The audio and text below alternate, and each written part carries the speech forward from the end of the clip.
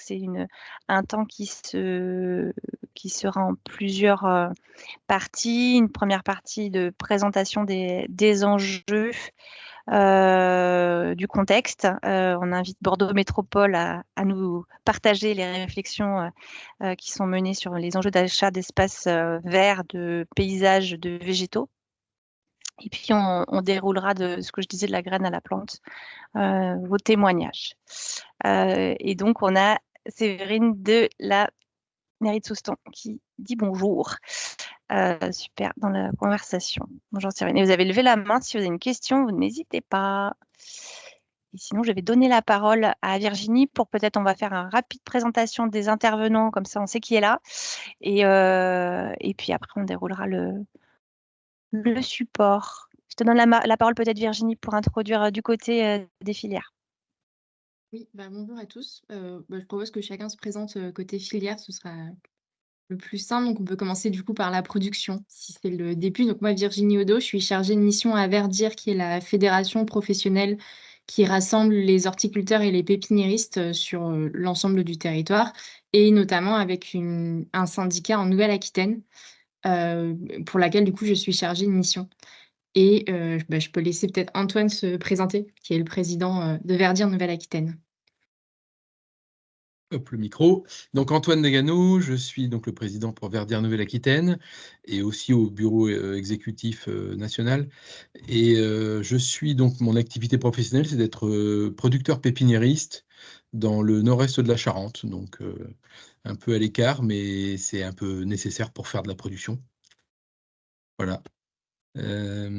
Ensuite, peut-être on passe la parole à la FFP. Oui, bonjour, Marina Thoron. Donc, je représente la FFP, donc la Fédération française du paysage, région Nouvelle-Aquitaine, où je suis vice-trésorière. Et par ailleurs, j'exerce en bureau d'études privé. Voilà.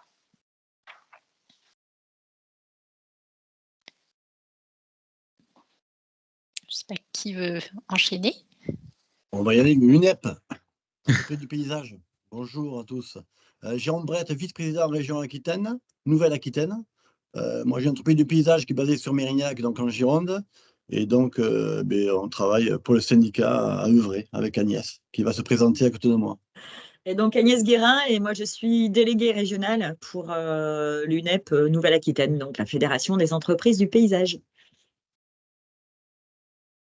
Et la maîtrise d'ouvrage public. Alors, côté maîtrise d'ouvrage, nous, on va jouer les témoins maîtres d'ouvrage. Donc, Bordeaux Métropole, François Dirguetti, moi, je suis en charge du programme Plantons 1 million d'arbres. Et avec moi, Sophie. Bonjour, Sophie Tuillier, donc je suis responsable au service de l'arbre. Je m'occupe en particulier de la rédaction des marchés publics liés aux millions d'arbres, justement, en maîtrise d'ouvrage,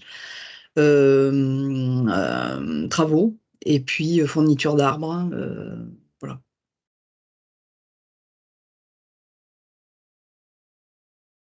Super, merci. Oui, Anne, tu avais commencé à présenter le déroulé. Je te laisse peut-être... Vas-y. J'y vais. Vas-y, Virginie. Ouais, c'est bon. Oui, du coup, on va laisser d'abord la parole à Bordeaux Métropole pour un petit point de contexte, comme tu as pu le dire, Anne. Et puis ensuite, on va reprendre la parole côté filière pour se présenter de manière un peu plus détaillée. Et puis surtout, vous donner un peu notre point de vue entreprise sur le fonctionnement des marchés et la manière dont on perçoit aussi les enjeux environnementaux et comment est-ce que, selon nous, ils pourraient être pris en compte dans les marchés publics et notamment dans un contexte de changement climatique. Et puis, on terminera par la présentation de quelques outils qu'on a à disposition dans nos réseaux pour accompagner les collectivités justement à la rédaction de ces marchés publics spécifiques.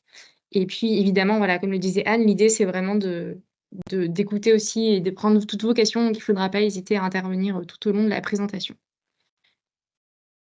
Et donc, je propose tout de suite de rentrer dans le vif du sujet en laissant la main à Bordeaux Métropole. OK. Alors, petite présentation rapide du sujet du point de vue de Bordeaux Métropole. La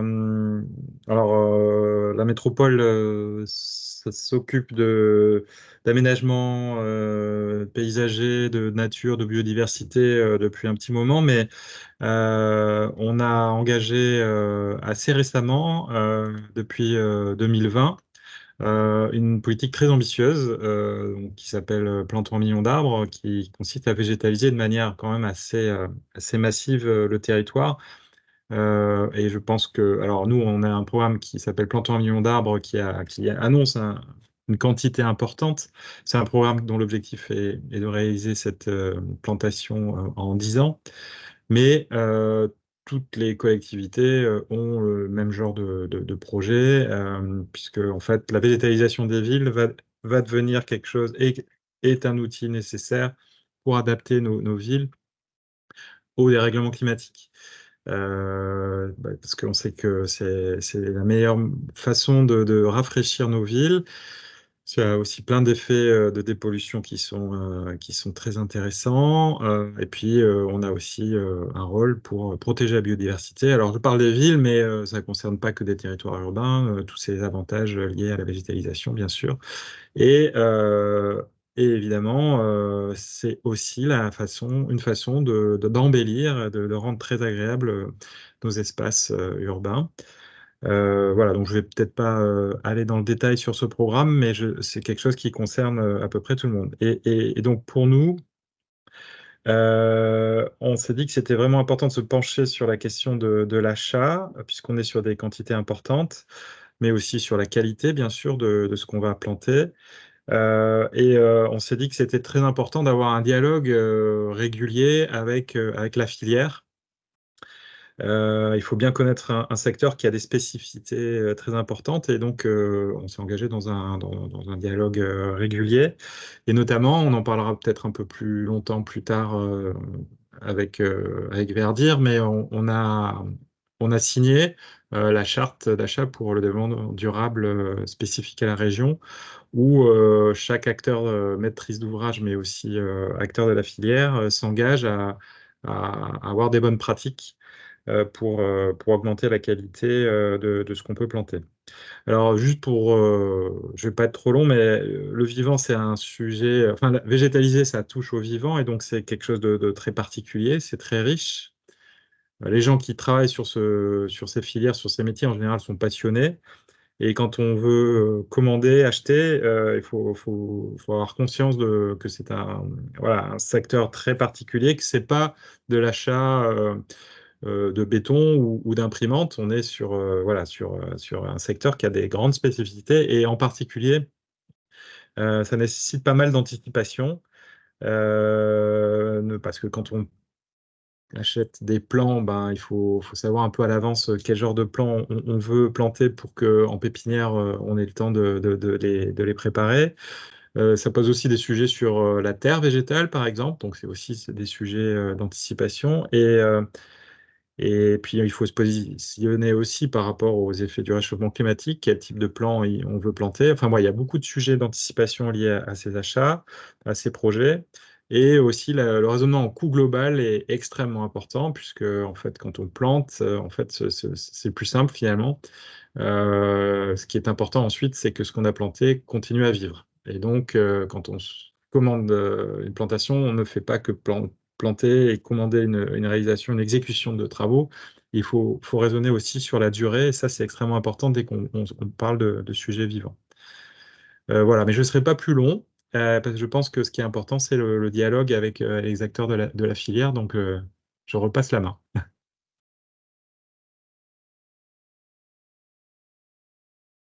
Et donc, merci François. S'il n'y a pas de questions, l'idée ensuite, c'était effectivement de nous présenter, nous, acteurs de la filière. Donc, en fait, on va se présenter un peu à la suite parce que quand il y a un marché public sur un projet de paysage, il y a à la fois le paysagiste concepteur qui intervient, donc qui seront représentés ici par la FFP. On a également, du coup, après les entreprises de paysage qui mettent en place et réalisent les travaux de plantation, également de suivi et d'entretien. Et puis, évidemment, il y a les producteurs, les pépiniéristes. On prendra la parole en troisième. Et du coup, je propose de laisser la parole à la FFP. Merci. Peut-être faire un petit focus sur le paysagiste concepteur. Je ne sais pas si tout le monde connaît cette profession. On a à peu près 3550 en France, donc c'est pas énorme. On est voilà 1250 agences privées, mais il y a énormément de paysagistes également qui interviennent dans les structures, dans les collectivités, les structures publiques. Et la FFP regroupe 700 membres, donc c'est une adhésion, elle regroupe des gens qui souhaitent y adhérer. Mais c'est le seul organisme qui regroupe les paysagistes concepteurs à l'heure actuelle. Donc qu'est-ce que fait un paysagiste concepteur ? Eh bien, d'une part, il va avoir une vision globale sur un projet. Il y a un maître d'ouvrage qui va poser la question, une problématique, à savoir vous, et l'approche, même si elle concerne une petite parcelle, elle va chercher à élargir la vision pour s'ancrer dans le territoire et notamment prendre en compte tous les enjeux environnementaux qui peuvent s'exprimer de façon plus large. Le paysagiste est quelqu'un qui va, dont l'objet va être de spatialiser les usages, c'est-à-dire d'organiser la façon dont on va utiliser l'espace, dont l'espace va fonctionner, tout en le couplant avec où vont s'exprimer les enjeux territoriaux, où est-ce qu'on va planter. Donc c'est une démarche vraiment croisée qui va mixer différentes problématiques, et donc c'est intéressant d'avoir cette vision puisque ça va dépasser les questions. C'est vraiment un métier qui va articuler toutes les problématiques. Donc, on a des champs d'action très variés qui vont de la planification urbaine. On va traiter de sujets très concrets au niveau des infrastructures. On peut intervenir sur les espaces naturels, les équipements, le logement, les espaces publics en premier lieu, et aussi effectivement le jardin qui est à l'origine, un peu l'origine de notre métier. Ça nécessite des compétences variées qui vont recouper d'autres disciplines qui traitent effectivement de la plantation, du génie écologique, de la topographie, des VRD aussi, on est très en dialogue avec eux, de la gestion écologique, de la gestion des eaux pluviales, de l'économie du projet. Donc, suivant l'importance du projet, on va travailler seul ou en pluridisciplinarité. On est capable de monter des groupements avec différentes compétences pour répondre au mieux aux enjeux de territoire et des questions qui se posent. Et donc, aujourd'hui, le fait de travailler avec le vivant et de travailler sur le territoire nous amène à intégrer les grands enjeux environnementaux d'aujourd'hui, à savoir de planter, on agit sur les îlots de fraîcheur et la réduction des îlots de chaleur. Le fait de venir construire des trames végétales, eh bien, on contribue au rétablissement des corridors écologiques, et également, on va travailler la question de la perméabilité des sols. Notre profession est régie donc par un titre, le titre de paysagiste concepteur, qui est délivré par le ministère de l'écologie. Donc, il répond aussi à un code de déontologie. Donc, chaque paysagiste concepteur doit s'engager à ce code de déontologie, dont une des clauses est d'agir dans l'intérêt général. Donc ça, c'est important à savoir. Peut-être avez-vous déjà des premières questions sur cette première diapositive. La diapositive suivante, en fait, on s'est ensuite concentré sur les différentes missions et comment elles pouvaient intégrer les enjeux de durabilité qui pourraient vous concerner. Donc j'enchaîne. Donc on a regroupé les missions en 3 grandes catégories. Donc ce qu'on a appelé les missions d'études amont, ensuite les missions de maîtrise d'œuvre qui concernent le chantier à proprement parler, et puis les missions liées à la gestion aval, qu'on oublie souvent et qui recoupent aussi ce dont parlait Bordeaux Métropole. Donc, ce qui est intéressant dans les études amont, qu'est-ce que ça va être? Ça va être tout ce qui est document d'urbanisme, le plan local d'urbanisme, les AVAP, ça va être les documents de programmation. Donc en Gironde, on a ce qu'on appelle la CAB, la Convention d'aménagement de bourg, qui est une étude à l'échelle du bourg et qui permet de planifier des actions, qu'elles soient sur les espaces publics, sur les équipements, et qui sont subventionnées aussi par le département. Ça va être les études de sécurisation et de valorisation de traversées de bourg. Il y a tout ce qui touche aux études de faisabilité sur les secteurs à urbaniser, les secteurs d'équipement ou des espaces naturels. Et puis, en études amont, les paysagistes concepteurs vont être capables de faire des documents cadres, des chartes paysagères. Alors ensuite, il y a un nom un petit peu barbare, la CPAUPE, des cahiers de prescription architecturale, urbaniste, paysagers et environnementaux, et puis tout ce qui est plan de paysage. Donc, quel est l'intérêt d'avoir une étude amont avant de venir planter? Eh bien, ça permet de mener une étude préparatoire avec une vision globale qui permet de programmer, d'anticiper et de phaser en fait son action dans le temps et sur le territoire. On connaît souvent les missions de maîtrise d'œuvre du paysagiste concepteur, mais il y a toutes ces études amont qui permettent effectivement d'anticiper, et surtout elles se font souvent à des échelles assez larges qui permettent donc d'avoir cette vision globale, qui permettent vraiment d'avoir la vision large sur les trames vertes et bleues, brunes et noires, par exemple, sur les enjeux environnementaux, qui sont à des échelles bien plus globales qu'une seule parcelle, de la prise en compte des enjeux sociaux, et on y pense plus souvent, et c'est un mot qui est un peu qui n'est plus à la mode, mais de préverdir. C'est-à-dire qu'à partir du moment où on a fait une étude amont de programmation, on peut décider de planter une trame paysagère pour un futur quartier, et lorsqu'il sera construit, eh bien, on aura déjà de la végétalisation et de la fraîcheur. Donc voilà, ça c'est l'intérêt sur les études amont. Sur les missions de maîtrise d'œuvre. Voilà, juste sur la partie amont, peut-être Sophie vient de lever la main. Vous voulez laisser dérouler comme vous voulez. Je voulais un petit peu insister sur cette partie-là parce qu'elle est effectivement très très importante souvent dans les missions de maîtrise d'œuvre, alors même qu'elles ne sont pas forcément des missions, on va dire, obligatoires de maîtrise d'œuvre, et que il faut bien penser à les inscrire quand c'est nécessaire, ou alors à faire aussi quand il existe déjà ces documents. Et ces études qui quelquefois sont un petit peu décoordonnées, c'est-à-dire qu'on a fait des études par-ci, par-là, etc. Justement de recentrer et de synthétiser ces études de manière à ce que ensuite la mission de maîtrise d'œuvre se passe bien. Parce que très souvent, on compile, on additionne, on va dire, les études, sans quelquefois une bonne cohérence entre elles. Et je trouve que c'est très important de le transcrire dans les marchés, justement, par des prix, parce que c'est évidemment, c'est du travail. Et ça, c'était une chose qu'on avait évoquée dans la préparation de cette réunion. Voilà, les missions complémentaires sont aussi importantes quelquefois que les missions traditionnelles de maîtrise d'œuvre. Je trouve que c'est très important d'avoir démarré par ça. Monsieur Durchetti. Oui, j'en profite tant que la brèche est ouverte pour dire quelque chose que peut-être la FFP ne peut pas dire. Quand on est maître d'ouvrage, il y a une question fondamentale au départ quand on veut commander une mission de maîtrise d'œuvre, de conception, c'est de savoir qui on veut comme mandataire d'un groupement.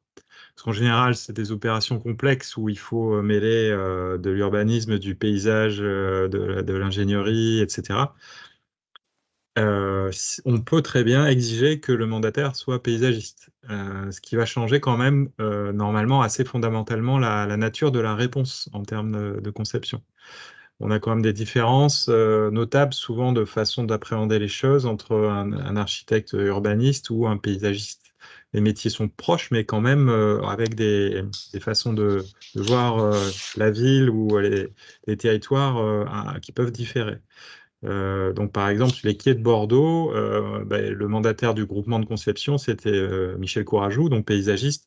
ça a quand même produit un aménagement qui aurait probablement été très différent si on avait choisi une autre profession pour être mandataire du groupement. Donc ça, c'est un point quand même, une première question à se poser quand on veut passer une commande en conception. Merci pour cette intervention, qui effectivement rejoint le message qu'on voulait faire passer, à savoir effectivement s'assurer de la bonne prise en compte de tous ces enjeux qu'on vient de lister dans les études amont, dans la commande, au diagnostic et de leur suivi tout au long de la mission.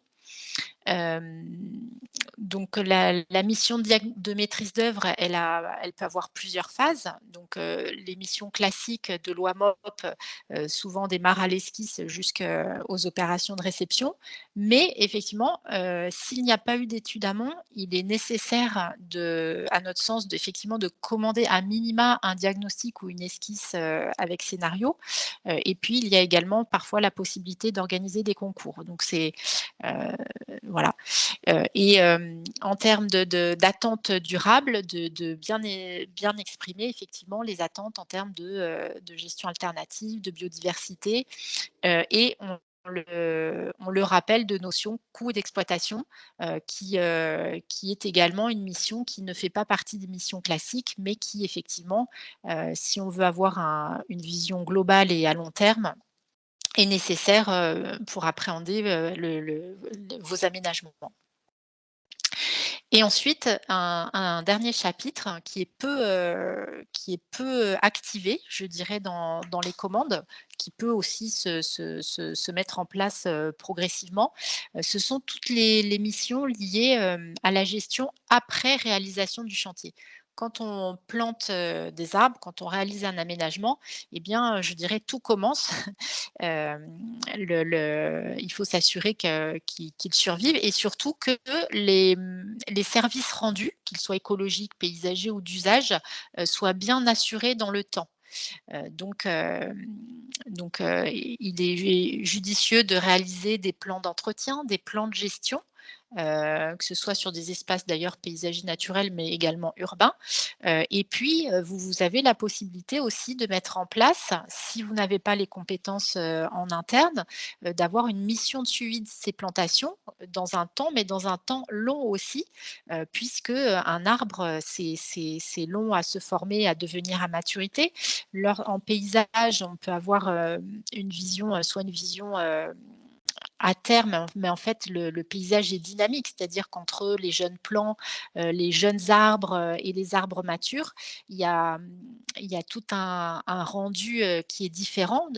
Et donc ça c'est intéressant de le travailler de concert avec les services de gestion pour qu'en fait la vision qu'on a à chaque âge de l'arbre soit bien exprimée et puisse rendre les services qu'on a souhaités dans le projet.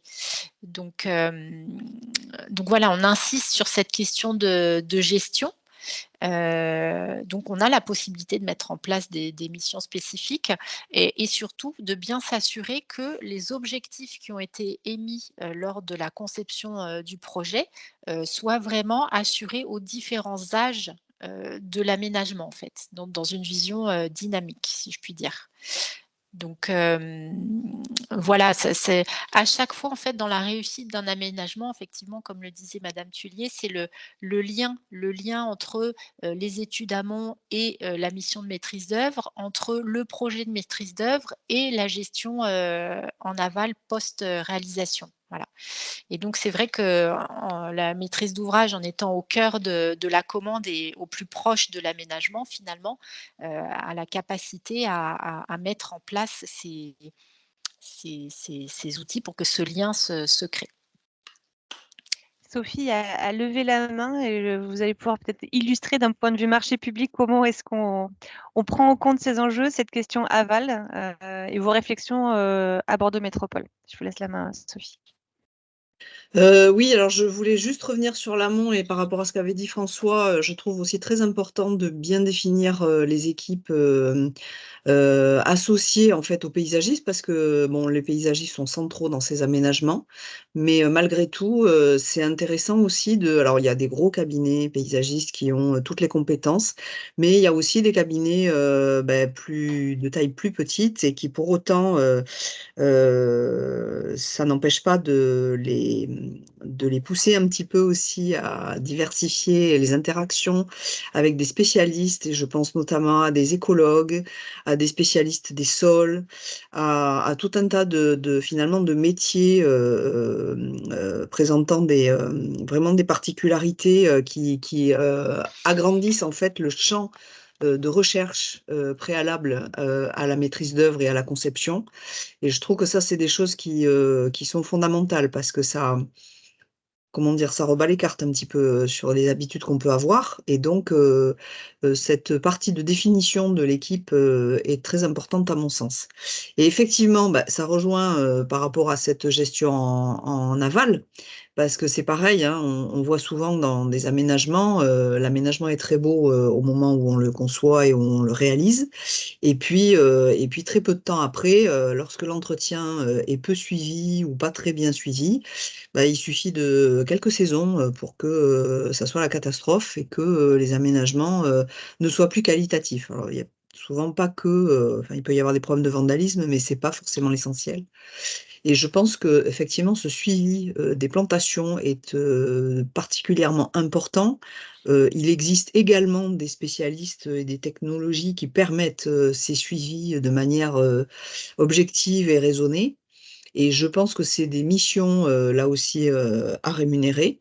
Donc, dans les missions complémentaires, ne pas négliger l'entretien, le suivi des finalisations, ce qu'on appelle, il ne faut pas se contenter de 2 ans, tel que décrit dans le CCTG fascicule 35, qui est, à mon sens, moi, un petit peu trop réducteur, alors surtout dans le contexte de changement climatique que nous vivons.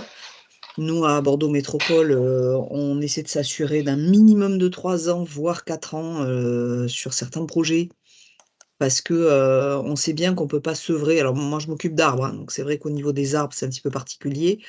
On met rarement des arrosages intégrés pour les arbres, et donc la conséquence, c'est qu'il faut aller arroser spécifiquement les arbres. C'est pas forcément le cas pour des aménagements d'espaces verts traditionnels où on a des arrosages intégrés et où on peut maîtriser des étés caniculaires, etc. Bon, c'est vrai que pour les arbres, l'objectif, c'est d'arriver à les sevrer, mais pour autant, avant d'être sevrés, il faut qu'ils aient eu suffisamment d'arrosage, et donc il faut le suivre, tout ça. Et je pense que c'est des missions qui sont fondamentales et qui vont bien au-delà de la mission de maîtrise d'œuvre classique. Et pareil, je suis d'accord avec la présentatrice de ces slides, c'est dans la durée. C'est-à-dire que moi, 2 ans, je trouve que c'est pas suffisant. Pour moi, 5 ans, 4-5 ans, ça commence à être bien parce que ça missionne vraiment des professionnels. Surtout quand les équipes en régie dans les collectivités ne sont pas en mesure ou ne sont pas assez nombreuses pour le faire.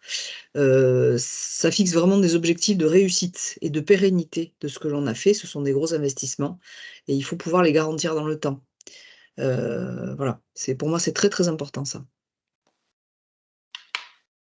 Merci. Est-ce qu'il y a des réactions sur cette phase conception ou des témoignages, des questions? N'hésitez pas. Non, mais je crois que c'est complet. Marina, vous avez peut-être encore quelques éléments clés, quelques messages importants à faire, à communiquer? Peut-être à la fin, lorsque l'ensemble des intervenants ont parlé, il y aura peut-être un échange à ce moment-là. Je laisse la parole aux confrères. Ça marche. Merci beaucoup. Virginie. Merci pour cette présentation. Et puis du coup, la partie importance du suivi faisait bien la transition avec une des facettes du métier des entreprises de paysage. Donc je leur laisse la parole.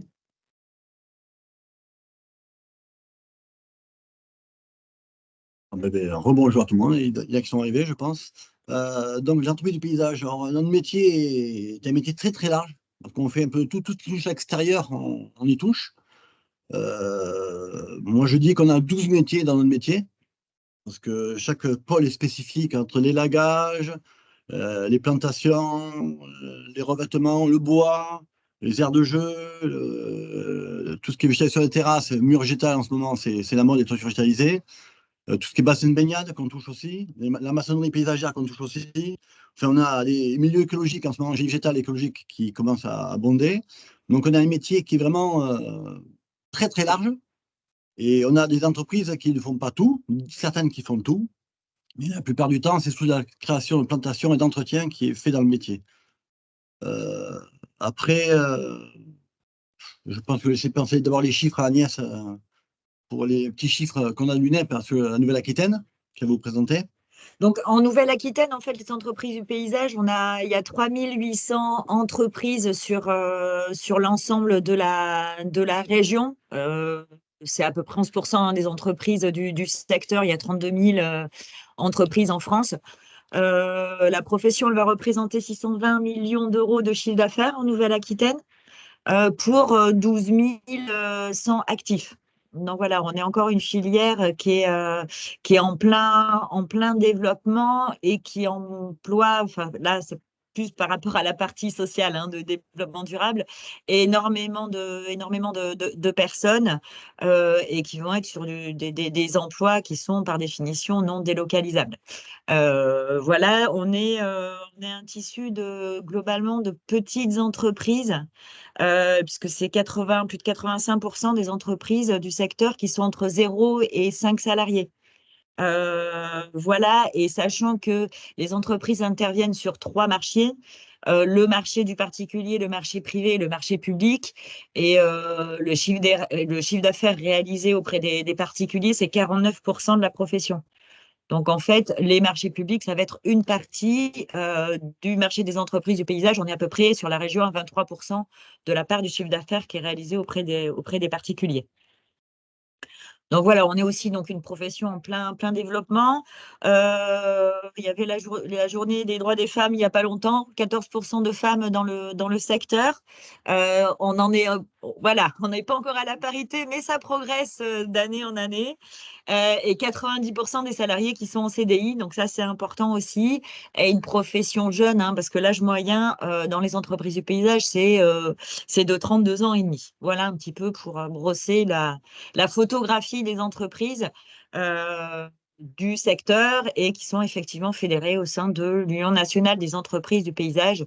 On représente globalement, en fonction des régions, entre 40 et 45% à la fois des actifs et à la fois du chiffre d'affaires de la profession. Je pense que je vais faire plus long. Voilà. Je peux le mettre en gros. C'est tout petit. Ah. Bougez pas. Juste un petit problème. Hop. Alors, notre métier, la base. Bon, la base de métier, c'est donc la plantation. Donc, nous, quand on reçoit un projet d'architecte paysagiste, notre projet, c'est anticiper l'achat des végétaux. Notre souci principal avec les végétaux, c'est qu'il faut les trouver. On parle de végétaux locaux. En Nouvelle-Aquitaine, il n'y a pas beaucoup de pépinières, on a du mal à trouver, donc c'est un combat pour nous pour trouver des végétaux à un prix cohérent déjà et en quantité qui aille bien par rapport au marché, au chantier. Après, on parle de saisonnalité. Nous, on plante de novembre à mars, normalement. Avec les saisons, maintenant, on commence à avoir des soucis parce qu'il fait chaud de plus en plus tard, il fait beau de plus en plus tôt, donc les saisons diminuent et donc, on regarde un planning de chantier à chaque fois avec l'architecte, normalement, pour voir une saisonnalité de travaux. Les terrassements, normalement, se font l'été et les travaux de plantation l'hiver. Mais bon, on a quelques soucis avec la conjoncture actuelle des températures. Après, il y a un gros problème de sol. Sur un chantier, notre anticiper, c'est anticiper les sols. La terre végétale, si elle est bonne en place, on essaie de la reprendre au maximum. Ça permet on l'amende, on la reprend en stock. Écologiquement, c'est ce qui fait le mieux en ce moment. Ou autrement, on fait un apport de terre. Alors, sur Bordeaux, par exemple, la terre végétale, on a un gros souci, on n'a plus de terre. Donc, on fait des mélanges terreux avec des composts et du sable ou autre chose. Mais on a un gros souci sur Bordeaux. Alors, je pense que les Charentes, c'est pas pareil, mais les Landes, c'est le même problème. Donc, ça, c'est un enjeu pour nous, pour la qualité des sols. Il y a un amendement cohérent qui va avec. Après, la gestion de l'arrosage, comme on parlait, quand on parle d'arrosage d'arbres, je suis entièrement d'accord qu'il faut de l'arrosage, il faut arroser, il n'y a pas de souci. Après, dans le métier, on a beaucoup de gouttes à gouttes qui se met en place maintenant pour tout ce qui est massif. Donc, ça permet de perdurer et pérenniser les massifs arbustifs ou quoi que ce soit. Et pour les arbres, c'est vrai que bon, la gestion est assez compliquée, comme je disais. On a des soucis, il faut le matériel pour arroser. Parce que tout le monde n'est pas fourni en matériel, un gros véhicule. Donc, c'est compliqué. Quand vous plantez 1 million d'arbres, il faut bien savoir qu'il va y avoir quand même des tonnes d'eau en pagaille pour planter, donc pour arroser. Donc, il faut du matériel. Et je pense qu'on n'est pas encore trop équipé dans le métier du paysage sur ce niveau-là. Après, il y a l'histoire de l'entretien. L'entretien, nous, on parle de pérenniser. Quand on plante quelque chose, c'est pour pérenniser. Donc, 3-4 ans d'entretien, je pense, c'est un minimum. Le problème qu'on a, c'est les collectivités. Vous pouvez voir sur 3-4 ans que les privés, ils ne voient pas sur 3-4 ans. Ils voient surtout 1 an. Donc, on a un souci. On essaie d'expliquer que pour pérenniser, il faut entretenir, mais ce n'est pas le cas tout le temps. Mais je pense que 3-4 ans, c'est une très, très bonne période. Parce que déjà, la première année, on appelle ça, c'est le racinement et la préparation. Et les 2-3 années à venir, c'est l'arrosage, la préparation, la taille et pour le suivi végétal. Après, c'est comme je disais, pour les arbres ou tous les arbustifs, c'est savoir où on le plante et comment on le plante. Parce que dans les archives, on a des projets et je pense qu'il y a des zones de plantation en voie urbaine, on a des fosses de plantation à faire assez conséquentes. Et des fois, ça c'est personnellement, on fait des fosses énormes avec un apport de terre, conséquent, alors qu'on pourrait faire de la reprise en place de terre et des fosses moins grandes. Au moins les préparer, mais pas les ouvrir comme ça. Voilà. Je pense avoir fait le tour du tour de mon autre métier. Il y a des questions Est-ce que j'étais bien clair, monsieur Durchetti Oui, peut-être encore une fois, Bordeaux Métropole, n'hésitez pas à compléter les propos et donner le point de vue de l'acheteur public, quelques éléments clés que vous prenez en compte de votre côté. Je vois Sophie qui réagit tout de suite. Je vous laisse la parole, Sophie.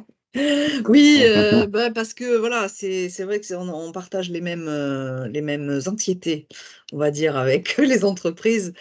Parce que je dirais que c'est le nerf de la guerre. Autant un projet bien conçu, je veux dire, voilà, c'est le préalable. Autant une bonne réalisation sur le terrain, c'est quand même ce qui est le plus décisif. Et donc, c'est vrai que les moyens souvent exigés auprès des entreprises sont complexes à mettre en œuvre, et je le comprends bien. Quelquefois, c'est même la formation des prix qui est à vraiment quelquefois bien calculée. On sait très bien, je vais mettre un peu les pieds dans le plat, mais on sait très bien que quelquefois les prix donnés pour l'entretien après plantation sont sous-estimés, autant par les entreprises que par les maîtres d'œuvre.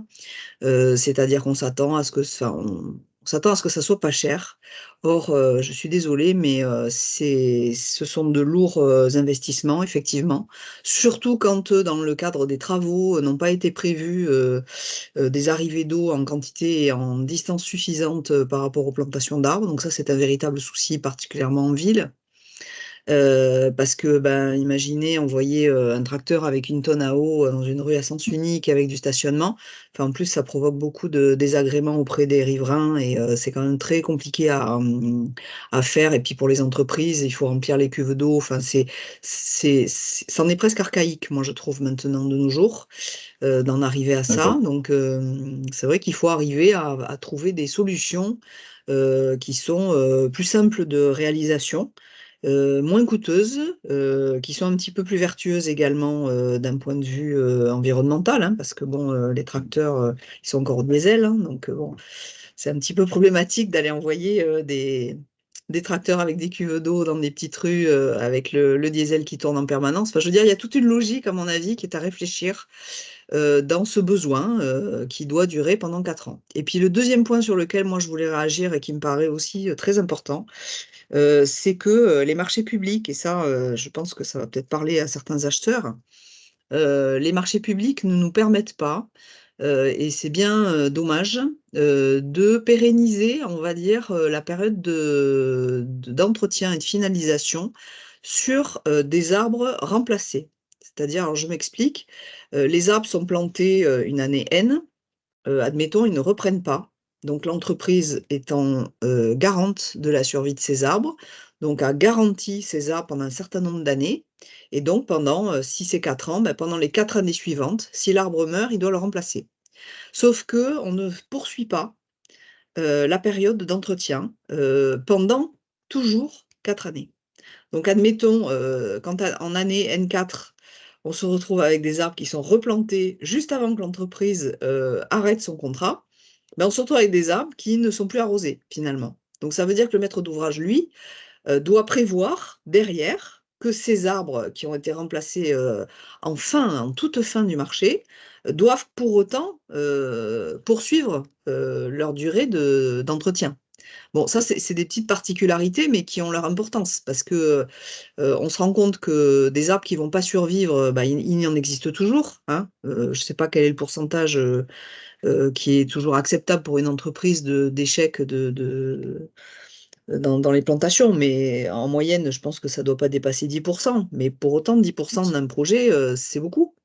Et donc, il faut quand même 8 à poursuivre avec 10. ce genre de choses. Et les marchés publics ne nous permettent pas souvent de pérenniser cela. Et je trouve, moi, c'est très préjudiciable. Voilà, c'était une petite remarque. Voilà. Un complément c'est- par François. Et... oui. Ouais. Oui, je voulais, sur cette période d'entretien, oui, insister sur le fait que c'est important de bien contrôler que les entreprises passent bien régulièrement, faire le travail d'arrosage, d'entretien, puisqu'il peut y en avoir certaines qui négligent peut-être cette partie-là et préfèrent à la limite remplacer un arbre mort que passer régulièrement. Donc ça, c'est très important qu'en maîtrise d'ouvrage, le contrôle soit quand même assuré. Et puis aussi dire que c'est quand même intéressant en termes de finances publiques de confier cet entretien à l'entreprise. Parce que bien souvent, en tout cas chez nous, c'est le cas, mais je suppose qu'il n'y a pas que chez nous, on est très contraint sur le fonctionnement et on est un peu moins contraint sur l'investissement. Donc voilà, en termes comptables, c'est aussi pratique puisque du coup, ça reste des dépenses qui sont liées au marché de plantation. Donc c'est sur des budgets d'investissement et ça permet de garantir voilà, le départ les premières années de vie des plantations. Et ça ne passe ensuite sur nos budgets de fonctionnement avec nos moyens propres qu'une fois que les arbres sont bien installés dans leur terrain. Donc il faut vraiment passer par voilà, nous, on insiste là-dessus par ces durées d'au moins 3 à 4 ans pour l'entretien derrière à confier à l'entreprise. Ça nous paraît une bonne idée. Ouais, pour répondre, c'est entre 6 et 8% le calcul de la garantie de reprise de perte. Et pour être encore plus précis, l'année dernière, à l'été qu'on a eu, on est passé à 12%. Donc, c'est-à-dire qu'on a des problèmes aussi climatiques, du très chaud l'été, on a des pertes, même en arrosant, on a quand même des pertes qui sont inconcevables. Et c'est un gros souci. Là. Oui, c'est un vrai sujet, ça, d'ailleurs. Ouais. Je pense que les pertes, on les impute, on va dire, souvent à 100% à l'entreprise. Et pour autant, on a quand même, depuis plusieurs années, on le voit, il y a des pertes au niveau des arbres, en tout cas, mais je suppose que sur les arbustes, ça peut exister également, qui sont dues à l'extrême chaleur et à l'extrême sécheresse. Et on a beau arroser, ça ne fait que noyer les plantes et ça n'améliore pas la survie des plantes qui souffrent de l'extrême chaleur. Et donc, ça va dans le sens, en fait, de se dire, au niveau de la maîtrise d'œuvre, finalement, la partie post-plantation, à mon avis, va devoir, avec le temps, évoluer vers une spécialisation et un petit peu plus, à mon avis, de suivi vraiment approfondi de ces problématiques qui sont encore régulièrement, on va dire, négligées. Alors, j'en prends ma part, je pense aussi que c'est le maître d'ouvrage qui n'insiste pas assez peut-être sur la rémunération de cette mission-là. Et je pense qu'elle est très importante parce que il faut vraiment inciter les maîtres d'œuvre à avoir un suivi, on va dire, technique et même peut-être quelquefois scientifique de tout ça, et de s'interroger sur vraiment qu'est-ce qui fait la pérennité des plantations. Ce sont quand même des gros investissements, je le rappelle, et effectivement, c'est très important. Et on ne peut pas tout imputer à l'entreprise et à ses pratiques. Je vais dans le sens aussi de Monsieur Brett.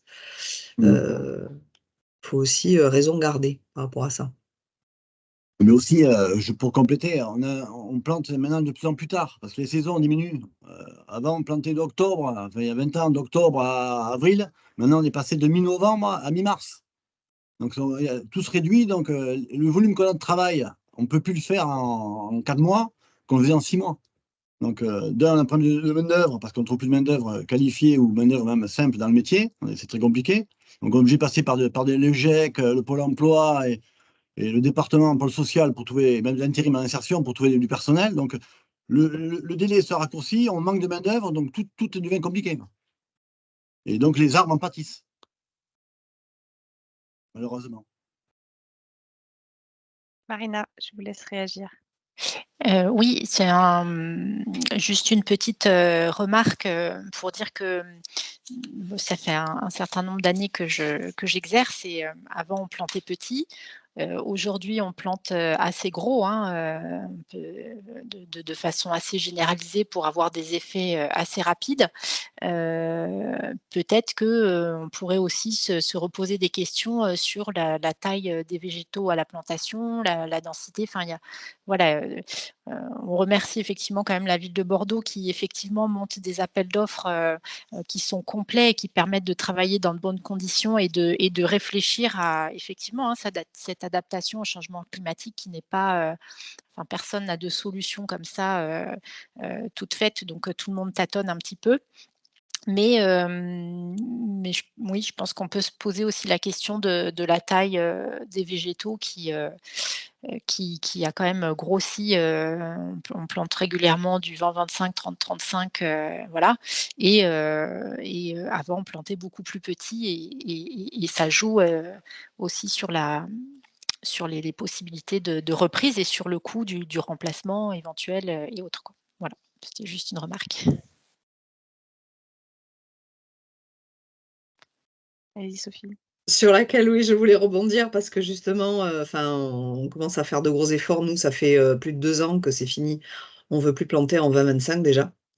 Donc, pour les acheteurs qui ne connaissent pas le fond du sujet, en fait, les arbres sont déterminés par la circonférence du tronc à 1 mètre du sol, et donc c'est déterminé en centimètres. Et donc, entre un 18-20 et un 20-25, il y a 1 an de culture.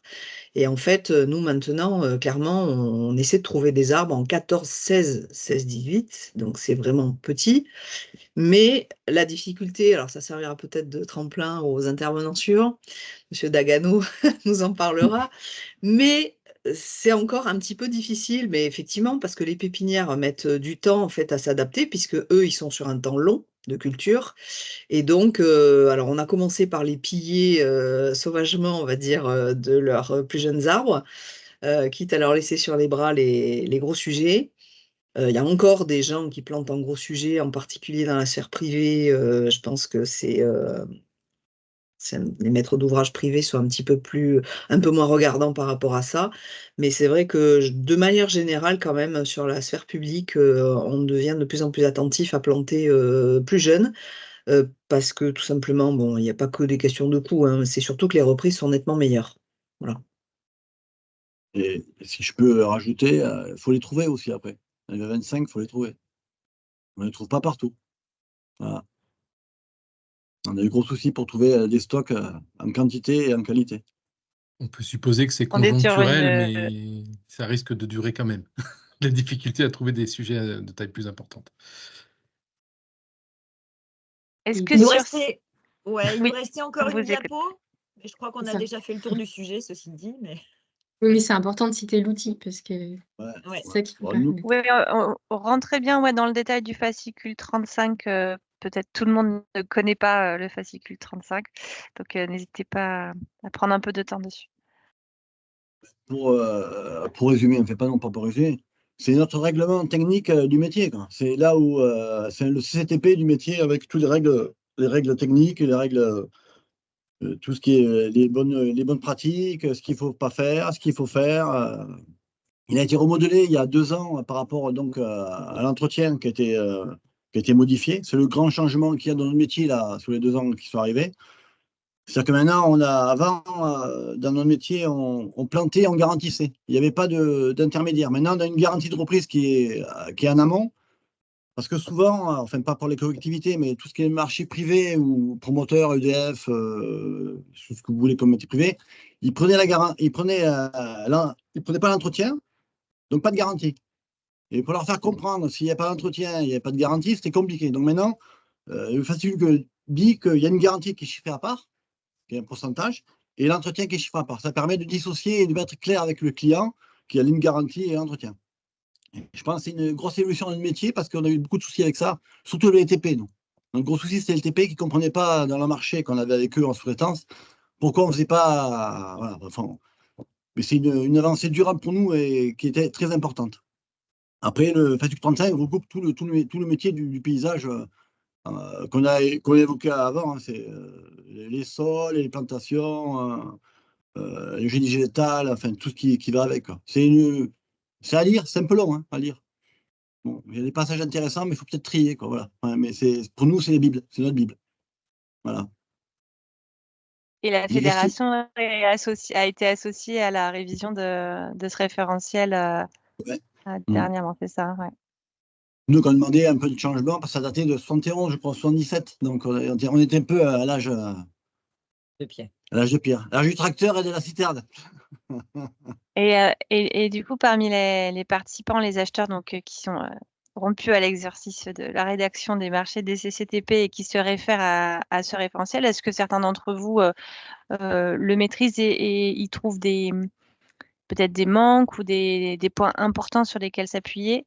Je pense que Sophie va intervenir parce que dans la préparation, on en a un petit peu parlé, mais n'hésitez pas si de votre côté, voilà, il y a des sujets, des points dans le fascicule qui vous semblent ou qui vous questionnent, n'hésitez pas, c'est le moment.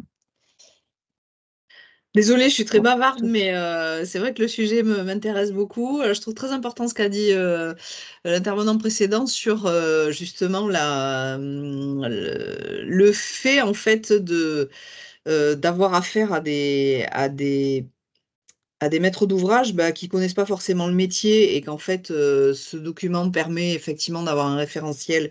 Il est quand même moins volumineux que le précédent, hein. Il est un petit peu plus digeste. Parce qu'avant, il était quand même franchement indigeste dans sa présentation. Moi, je trouve qu'il a progressé sur beaucoup de sujets parce qu'il est plus clair et plus fluide.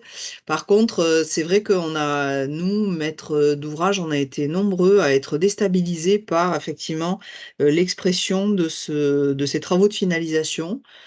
Et je pense qu'on va en prendre notre part sur la rédaction des marchés ultérieurs, c'est-à-dire la nécessité vraiment de développer le temps. Parce qu'il y a une obligation qui est que de 2 ans sur les garanties. Nous, ça ne nous paraît pas suffisant, hein, clairement. C'est pour ça qu'on a mis 3 ans, là. Voilà, mais même, il faut aller jusqu'à 4. Hein. Enfin, il ne faut pas hésiter. Avant, il y avait quand même 1 an de parachèvement et 3 ans de confortement. Et en fait, on a trouvé ça régressif. Pour le coup.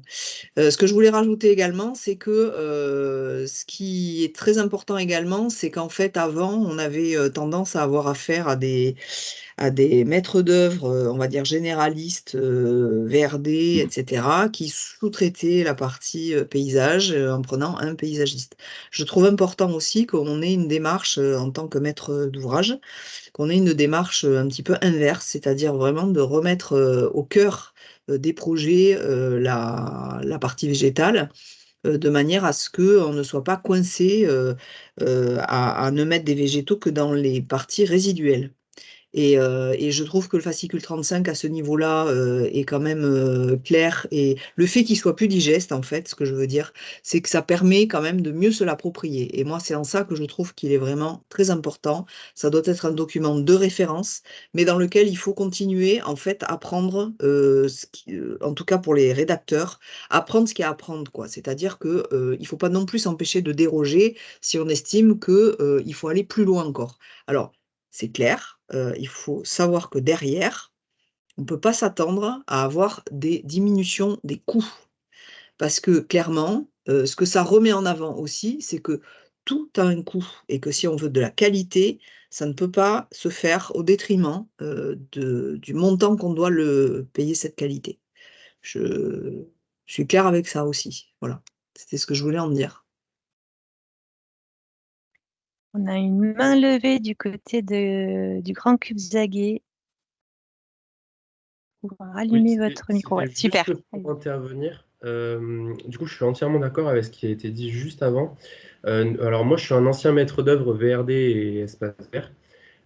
Et du coup, quand je suis arrivé dans le public, j'étais étonné de voir le manque de lien qu'il y avait en fait entre ce fascicule-là et tout ce qui est VRD et bâtiment. Du coup, nous, au Grand Cube Zaguet, on va quand même beaucoup plus loin sur l'aspect de l'interaction en fait entre les matériaux du fascicule 35 ou des espaces verts et des matériaux de construction VRD ou bâtimentaire. Voilà, c'était juste pour émettre cet avis-là. Merci beaucoup. Est-ce qu'il y a d'autres réactions ou questions? On continue là. Et bon, du coup, on peut enchaîner avec, on a commencé un peu à parler production, donc je vais laisser la parole à Antoine pour continuer.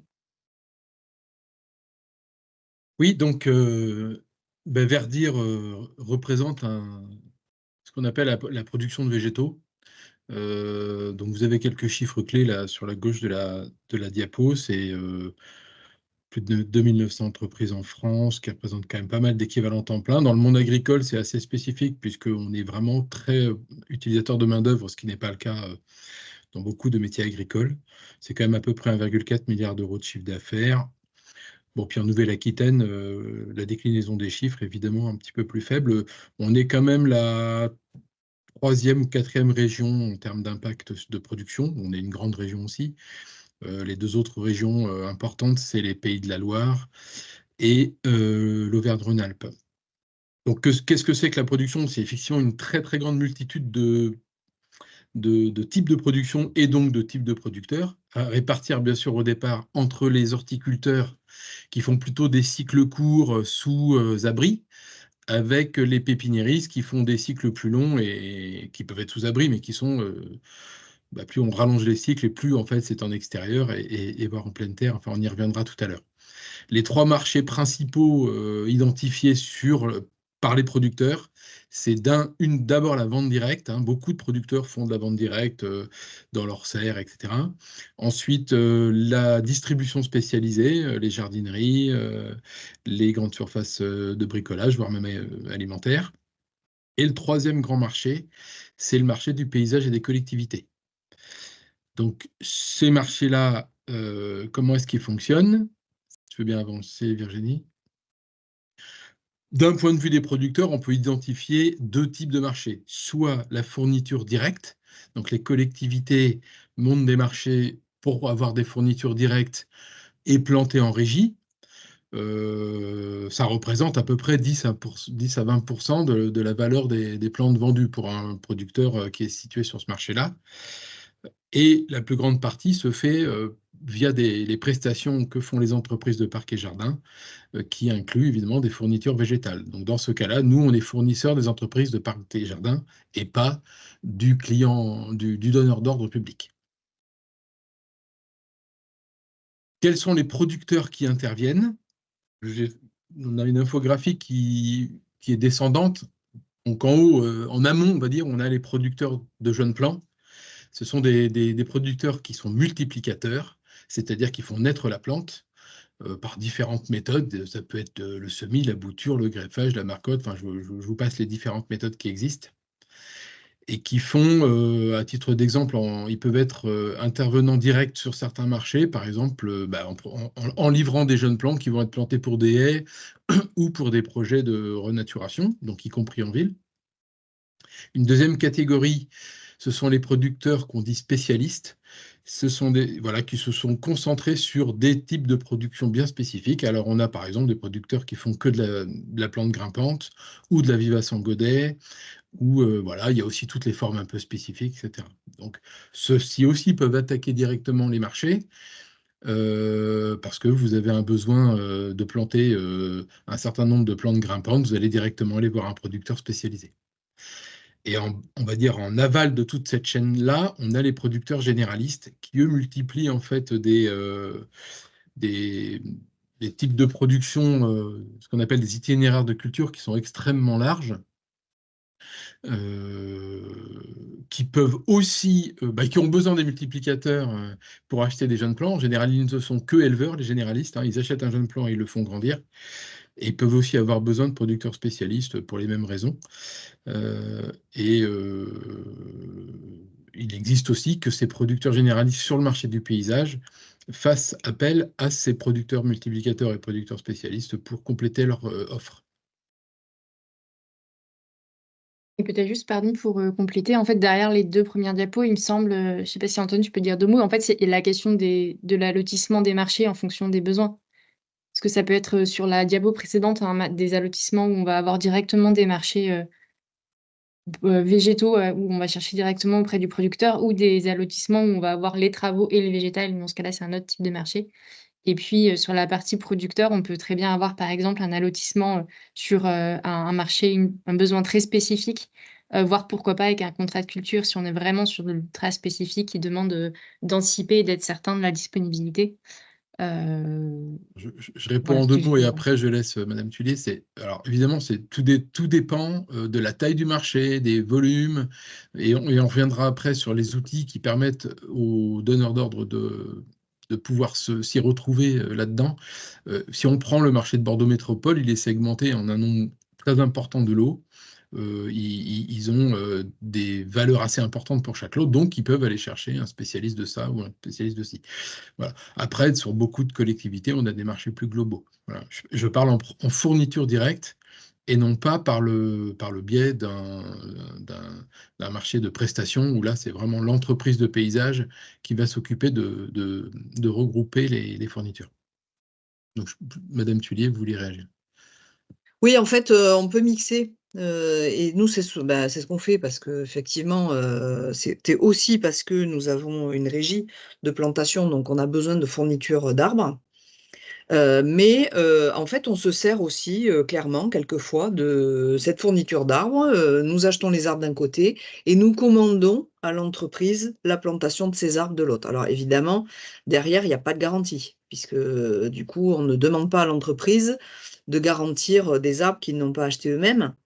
Par contre, ça n'empêche pas de leur demander de les entretenir après plantation. Mais ces mix-là sont tout à fait possibles et même peuvent être intéressants. On est sûr ainsi d'avoir aussi une maîtrise, quelquefois dans certains cas de marché ou d'aménagement, d'avoir une maîtrise du choix du végétal. Juste, je voulais continuer aussi sur le fait que depuis quelques années, on est confronté quand même à des difficultés d'approvisionnement pour X et Y raisons. Enfin, on n'a pas analysé la totalité des raisons qui font que, effectivement, on marque de plus en plus tôt en pépinière. Maintenant, on commence à marquer au mois de juillet, ce qui est quand même très très tôt. Parce que même pour nous, c'est pas très confortable parce qu'on ne voit pas l'arbre dans son état définitif, puisque bon, il y a quand même des tailles qui doivent se faire au mois d'août dessus. Et donc, on est susceptible, enfin, il faut être beaucoup plus attentif à ce qu'on marque quand on marque au mois de juillet. Mais c'est au premier arrivé, premier servi, donc forcément, on se dépêche tous d'aller marquer. Je pense qu'il y a aussi une palette végétale qui fait que on est nombreux finalement à acheter les mêmes arbres. Donc, le temps que les pépinières s'ajustent aux gammes que nous souhaitons mettre dans les espaces publics, voilà, il se passe un certain temps et qu'on est dans le creux de la vague, c'est-à-dire qu'on ne trouve pas encore en quantité suffisante des végétaux dont on sait que voilà, ils vont bien perdurer dans ce contexte de changement climatique. Et puis, du coup, nous, en termes de marché public, on a commencé à développer quelque chose moi, auquel je tiens. Je l'avais déjà fait il y a de nombreuses années et c'est susceptible de marcher à certaines conditions, c'est faire des marchés à multi-attribution. C'est-à-dire qu'en fait, on s'assure d'avoir plusieurs pépinières capables de fournir.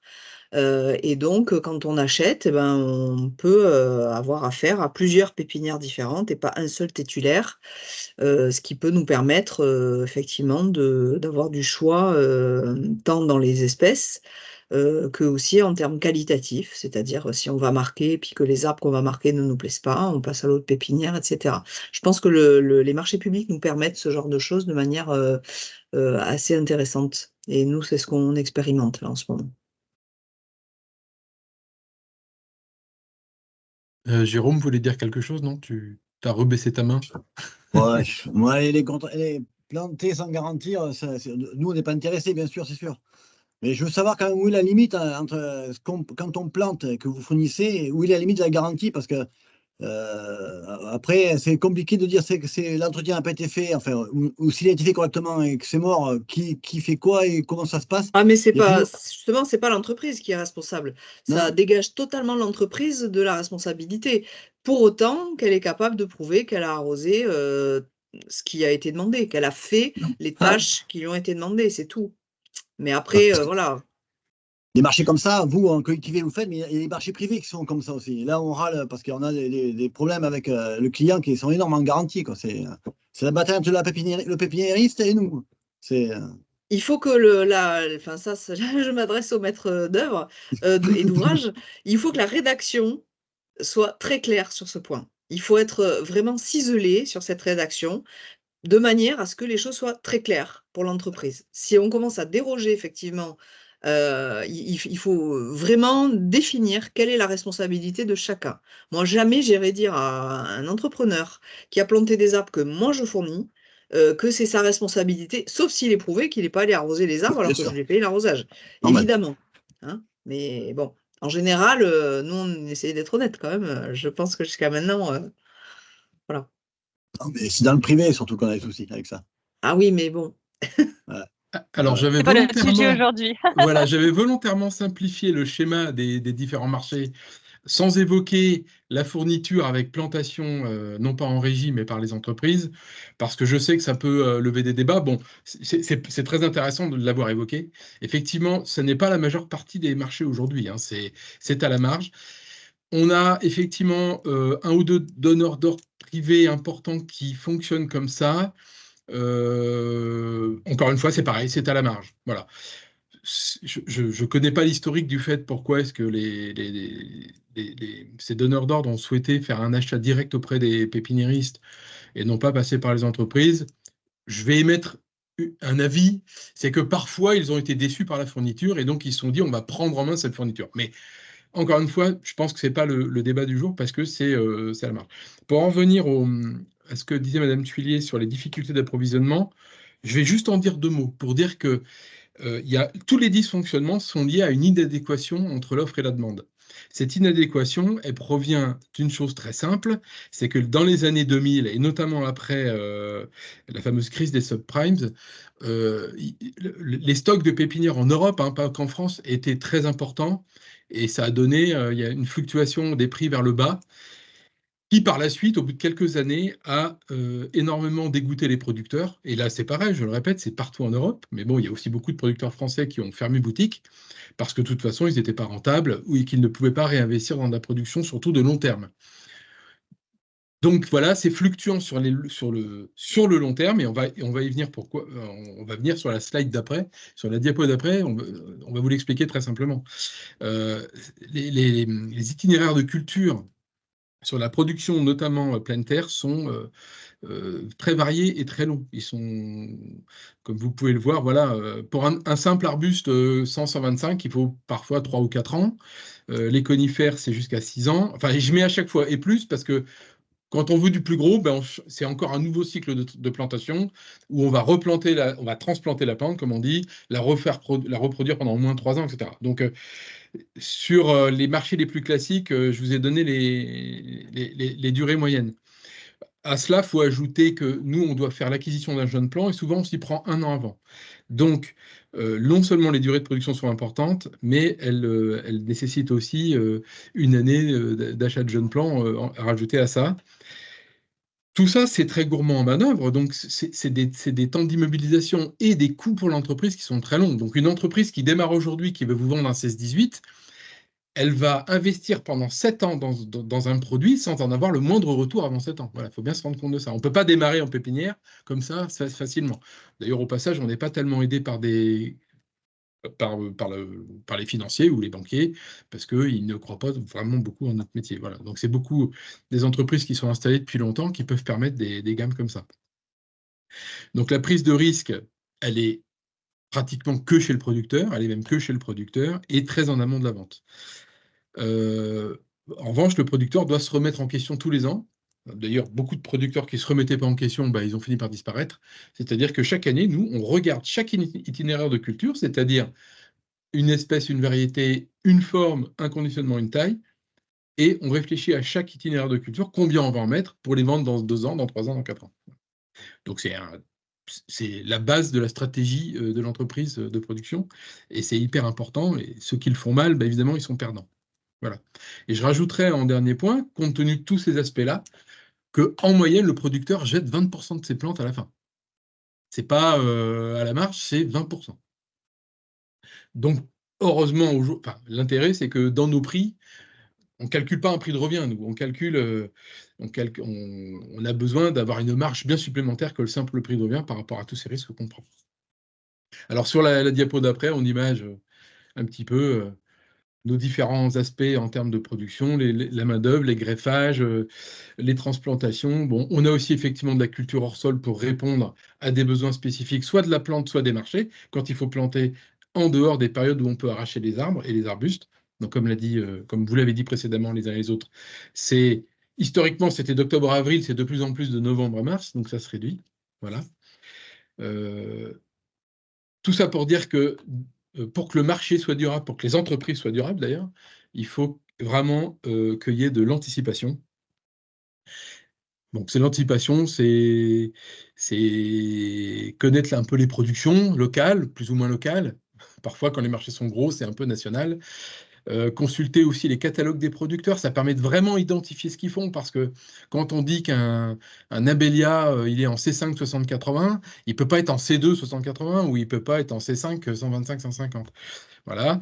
Et la cerise sur le gâteau, pour ceux qui le peuvent, c'est visiter les pépinières qui ne sont pas loin de chez eux pour pouvoir encore mieux visualiser ce qu'on fait, comment on le fait, quelles sont nos contraintes, etc. Autre aspect, il faut faire confiance aux producteurs. C'est-à-dire que dans un climat de pénurie comme on a aujourd'hui, nous, on est force de proposition sur la palette végétale. Alors, c'est parfois compliqué parce qu'on a eu plusieurs intervenants en amont dans la conception, maître d'œuvre, maître d'ouvrage, même l'entreprise qui est notre interlocuteur a son mot à dire. Mais aujourd'hui, on est souvent force de proposition et pas pour refourguer nos vieilles plantes, c'est vraiment pour dire, mettez ça, c'est ce qui va mieux fonctionner dans votre contexte. Et autre confiance qu'il faut que vous ayez dans votre producteur local, c'est quand il est amené à faire du négoce. Je vous l'ai expliqué tout à l'heure, un producteur ne peut pas tout produire, il y a des spécialistes, il y a une multitude de types de production. Donc, votre interlocuteur marché, s'il est bon, il saura aussi vous apporter des plantes qui viennent d'autres producteurs, mais avec des niveaux de qualité qui sont équivalents aux siens. Voilà. Dernier point que je voulais aborder, c'était les contrats de culture. Parce qu'aujourd'hui, honnêtement, dans le marché du paysage, ça n'existe pratiquement pas. C'est à développer. Je dis toujours que c'est à la marge parce que c'est très compliqué à mettre en œuvre. Il faut vraiment une spécificité de marché, bien maîtriser sa durée de conception et de réalisation. Souvent, il y a des VRD avant ou plein de choses. Et après, on va, dans l'interprofession, créer des contrats types qui intègrent un certain nombre de choses, y compris des réactualisations de prix, parce que quand le contrat prend 1 an de retard, quand les réalisations prennent 1 an de retard, les prix ne doivent pas être les mêmes. Voilà. Sur ces aspects-là, je pense que j'ai plus rien à dire, mais je vois que Madame Tully avait une question. Désolée, c'est pas vraiment une question, mais c'est pour abonder dans votre sens au niveau des contrats de culture. Je pense que ça peut constituer effectivement des pistes d'avenir dans certains cadres, c'est-à-dire sur des très gros projets, par exemple, puisqu'on voit que nos cités, nos métropoles, en fait, suivent des évolutions de très long terme, avec des projets à 10, 20, 30 ans quelquefois. Et je trouve que ça serait intéressant, effectivement, de pouvoir adapter des marchés publics faisant figurer des contrats de culture, donc qui sont pour moi au-delà de la fourniture simple. On est bien sur une prestation de culture, voilà, parce que bon, les préverdissements qu'on a pu concevoir dans certains grands projets, on voit que c'est pas forcément une grande réussite si c'est pas très bien suivi.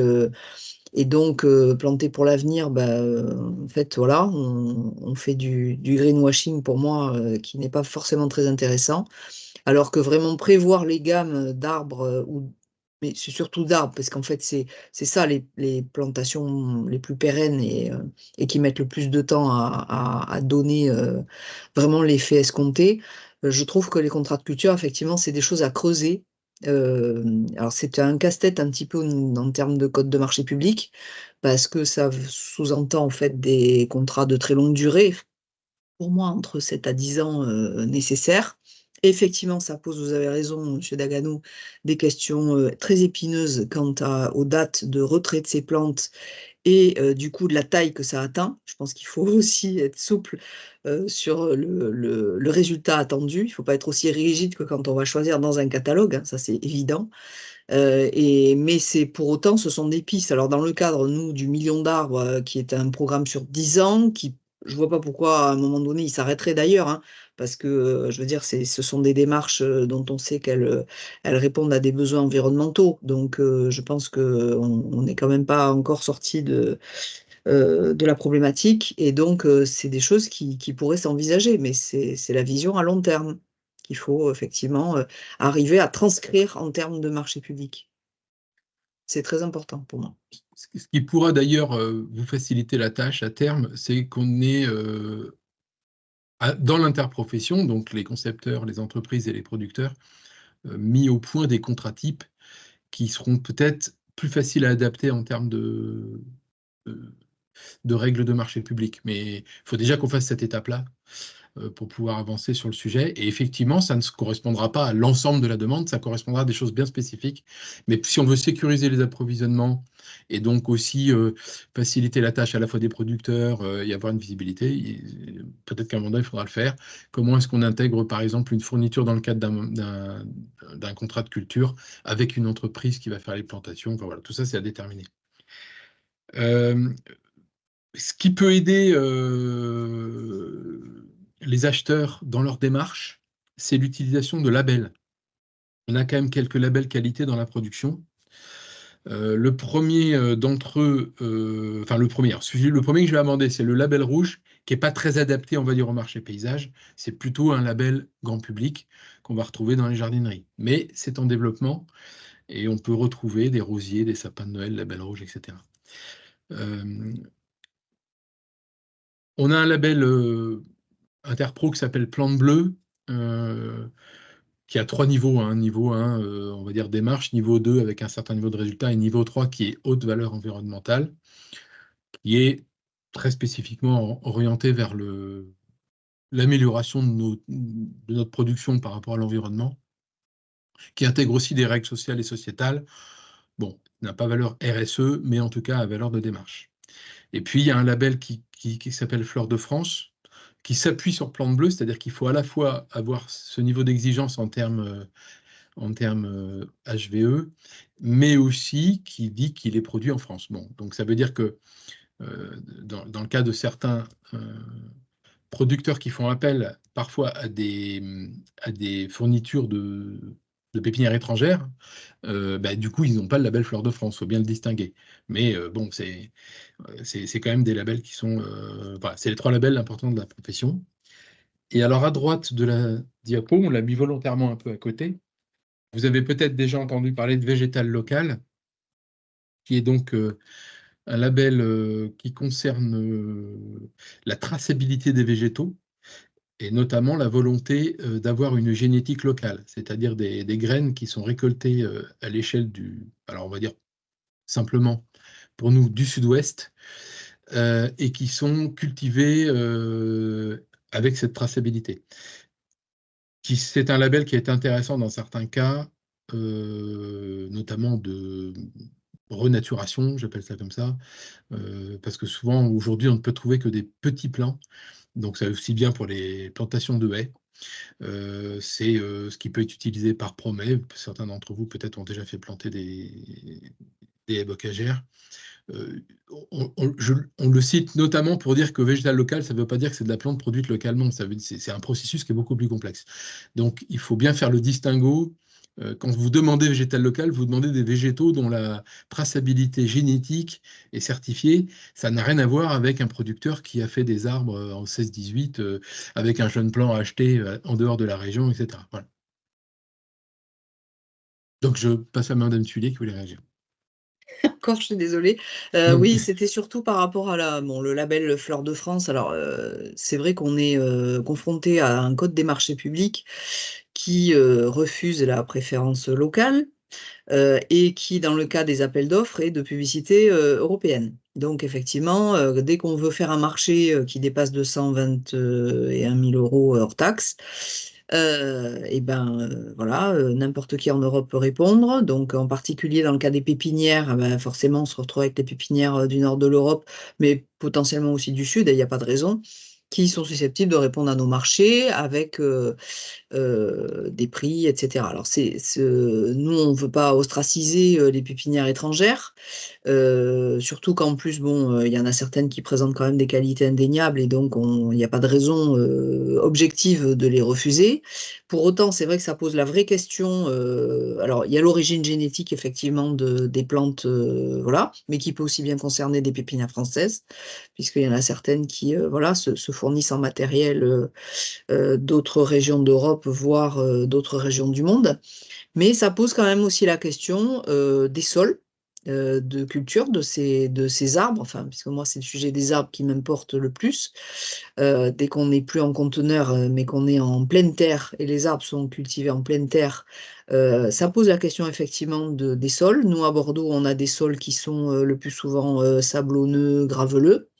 Et quand on achète des arbres qui viennent de sols hyper argileux, etc., on a potentiellement de vrais problèmes de reprise, rien que par ce fait-là. Parce qu'effectivement, du coup, l'arbre, ses racines vont se trouver dans une espèce de cocon d'argile. Tant qu'elle est humectée, ils y sont très bien. Et puis, dès que les racines vont commencer à sortir dans un sol qui n'est pas top, elles ne vont pas apprécier. Et donc, on a certains problèmes de reprise pour certaines essences. Et puis, ce sont des vraies questions sur lesquelles il est difficile de statuer. Donc coincé d'un côté entre les règles des marchés publics, de l'autre entre les exigences des sols et du climat, parce que c'est pareil, aller importer des arbres du sud de l'Italie alors que on est, je suppose, en région parisienne ou dans le nord, ça présente quand même des sources de réflexion que les marchés publics nous aident pas toujours en fait à résoudre. Voilà, c'est complexe. Voilà. C'est là-dessus que je voulais réagir. Ok, donc après, moi j'en ai terminé. Juste redire qu'effectivement, quand vous élaborez votre projet paysager dans votre commune ou votre communauté de communes, pensez qu'il y a des aspects techniques à respecter. Je vais en citer qu'un, effectivement, la période de plantation.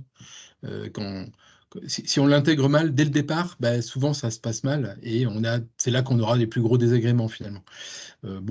Après, on a tous évoqué toute la problématique des plantations, notamment en milieu urbain. Petite réflexion, là, il y avait un article, je ne sais plus d'ailleurs dans quel journal, qui évoquait le fait que les arbres en ville n'avaient pas une espérance de vie très importante, contrairement à ce qu'on peut imaginer dans la nature. Voilà. C'est lié à toutes les contraintes qu'il a pour se développer.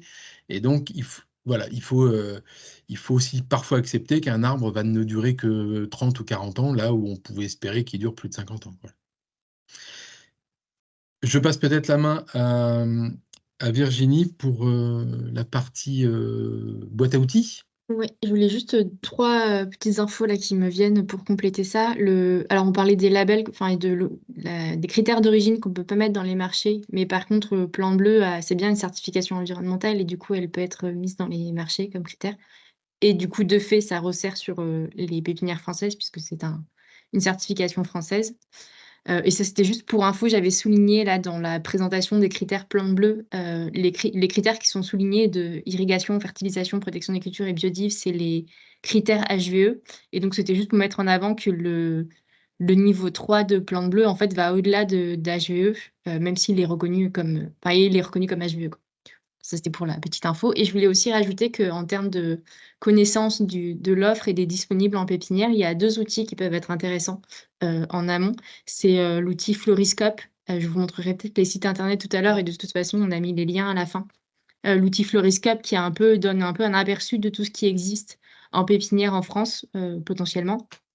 Et il y a aussi l'outil VGstock qui est vraiment la mise en ligne des catalogues des entreprises de production. Alors, ce n'est pas toutes les entreprises de production, c'est celles qui souhaitent être sur la plateforme VGstock, mais il y en a quand même de mémoire entre 70 et 80, donc c'est quand même un outil intéressant. Et ça permet en fait d'avoir en temps réel les disponibles et de faire des demandes de devis. Voilà, sachant que c'est un outil qu'on garde et qu'on améliore aussi au fil du temps en fonction des demandes pour qu'il soit plus efficace et ergonomique. Oui, Sophie, vous vouliez reprendre Oui, la parole. juste petite remarque, les labels, s'ils sont, on va dire, on peut les noter favorablement dans certaines mesures, mais pour autant, on n'a pas le droit de les exiger dans un marché public. Si, Sophie. Mm. On peut Eh exiger ben, en pas à spécification Bordeaux technique. Métropole. Ah, mais ça On peut faire- dépend ce que vous exigez, mais en tout cas, vous pouvez on peut faire des lots. tout à fait vous appuyer sur un label. Je pense que Plan Bleu, il doit être dans Oui, ceux mais on ne peut pas qui répondent refuser, on ne peut pas déclarer Alors, il faut irrégulier accepter une la offre. différence.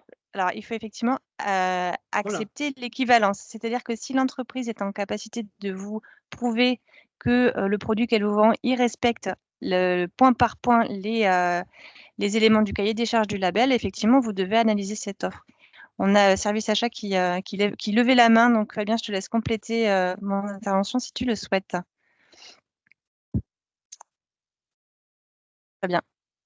Est-ce que tu peux allumer ton micro? Ouais, c'est bon. Oui, tu as répondu sur le complément que je voulais faire qui était oui, on peut exiger, mais à partir du moment où on accepte l'équivalence, et dans ce cadre-là, même si on est sur des labels français, si on est sur une entreprise européenne qui nous démontre qu'elle remplit les mêmes exigences, elle peut candidater au marché.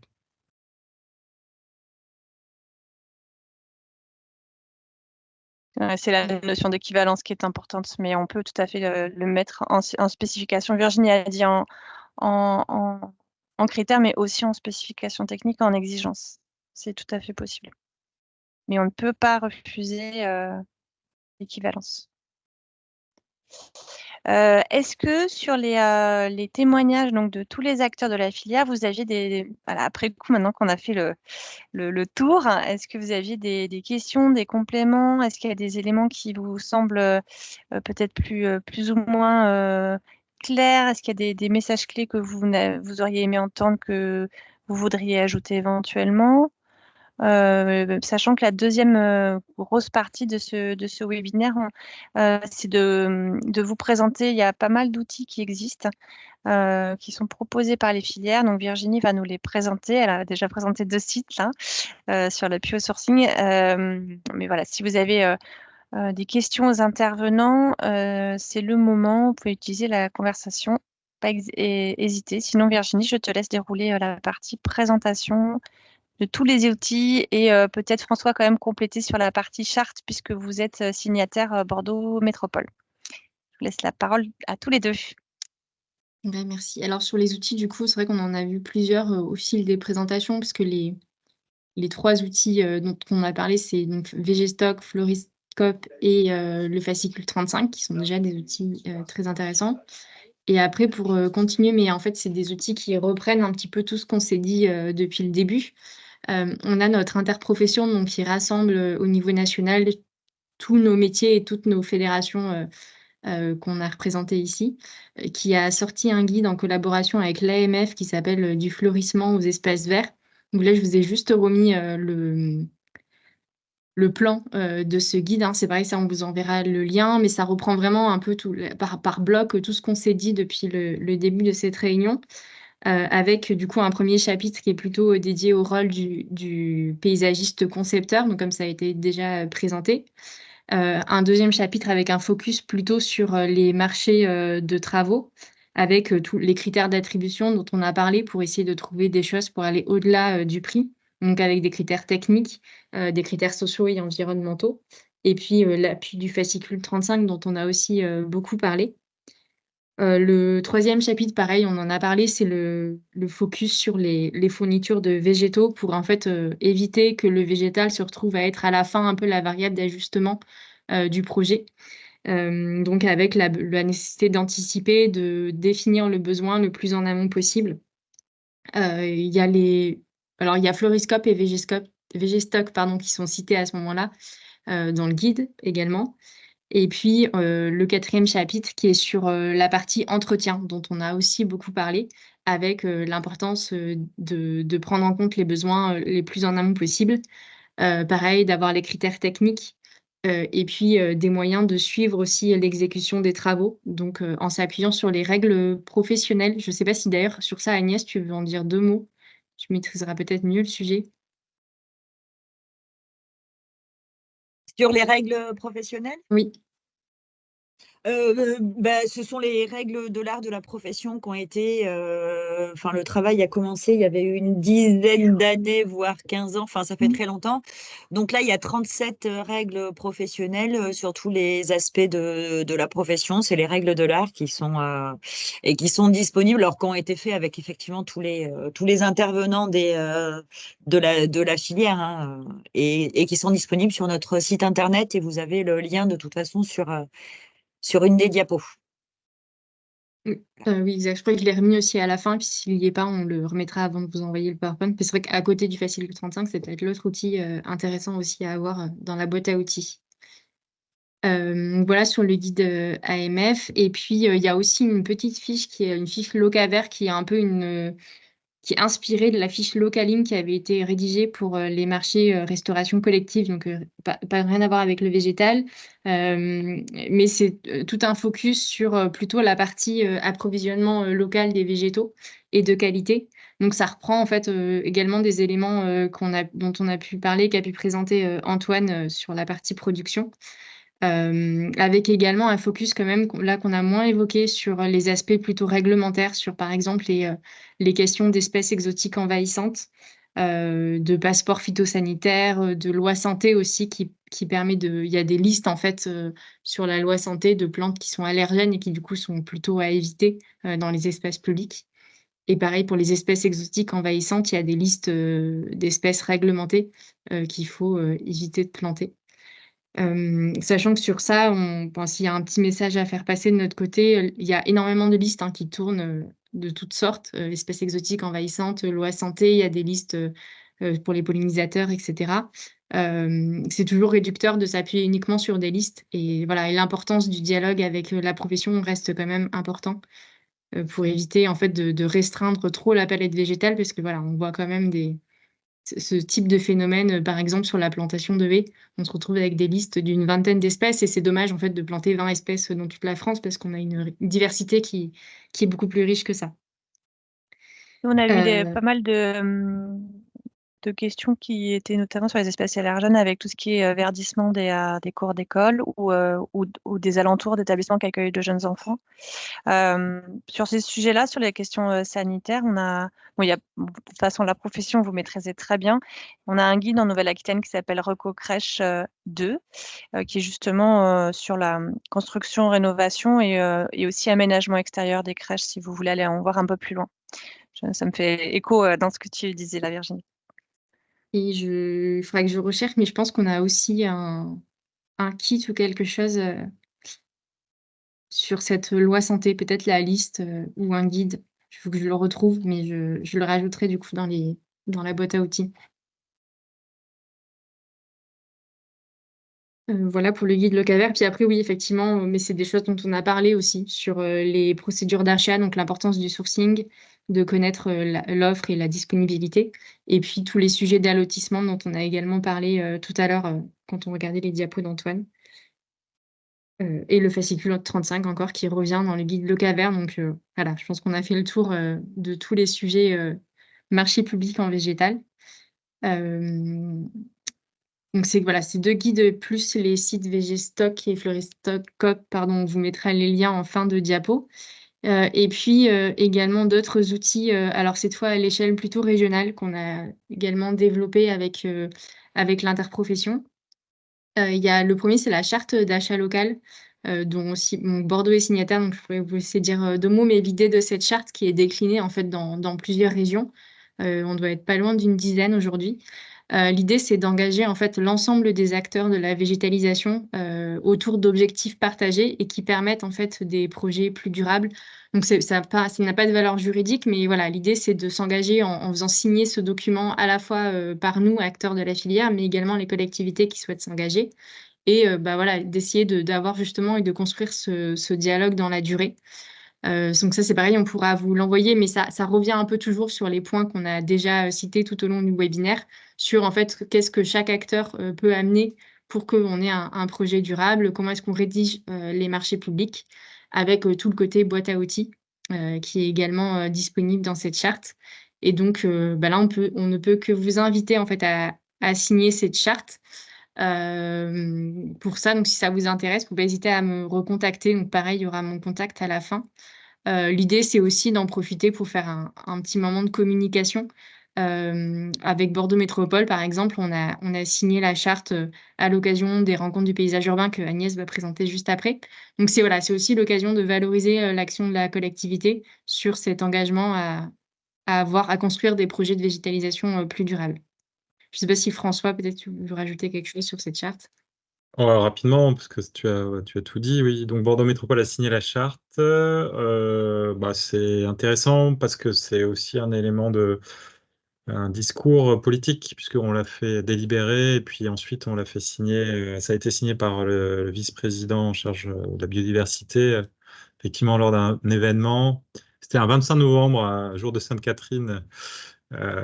Pour montrer que c'est une volonté portée au niveau politique d'essayer d'avoir les meilleures pratiques possibles et surtout de dialoguer effectivement dans la durée avec les acteurs de la filière, puisque sans ce dialogue, je pense qu'on travaille moins bien et voilà, donc ça nous a permis de resserrer d'avoir des contacts réguliers, comme par exemple aujourd'hui. On a aussi lancé, en associant les représentants des filières, un travail avec le CEREMA pour développer un outil qui nous permettra de proposer les plantations intéressantes en fonction des différents sites où on se situe sur la métropole. Et donc ce travail, on le fait de manière assez ouverte, on ne le fait pas uniquement en chambre, et donc on associe les représentants des différentes professions concernées. Donc en fait, ce dialogue, il me semble important pour qu'on travaille bien et que chacun s'y retrouve. Voilà, c'est tout ce que je voulais dire. Merci. Voilà, du coup, premier outil régional, c'est on vous invite à solliciter vos élus pour qu'ils s'engagent à signer cette charte et on se tient à disposition pour créer un événement autour de ça. Et le deuxième événement, c'est les rencontres du paysage urbain. Je laisse Agnès dire 2 mots parce que c'est l'UNEP qui pilote un peu. Oui, très rapidement, ce sont des rencontres qu'on organise depuis, ça sera la 8e cette année, où effectivement on rassemble toute la filière donc, qui est présente ici, plus Ortiz, qui est l'association des responsables nature en ville, des rencontres sur des thématiques liées à l'aménagement urbain, L'année dernière, il y a 2 ans, on a pu avoir l'arbre en ville. L'année dernière, c'était sur la gestion de l'eau. Et vous êtes forcément tous invités, hein, parce que le public, c'est toute la filière et les collectivités. Et les prochaines rencontres, donc les 8e, auront lieu en novembre, le 8 novembre, en Dordogne. Nous n'avons pas encore totalement fixé ni la thématique ni le lieu. C'est en cours d'organisation, mais si vous le souhaitez, on pourra, via l'association, vous transmettre l'invitation. On travaille. Et le format, en général, c'est une table ronde. L'idée, c'est d'apporter du débat un peu technique sur ces sujets-là d'aménagement des espaces. Ouais, en général, il y a un grand témoin, enfin une conférence spécifique sur le sujet et une table ronde pour avoir un petit peu comme aujourd'hui, à vrai dire, avec des regards croisés de l'ensemble de la filière sur des sujets, les enjeux actuels.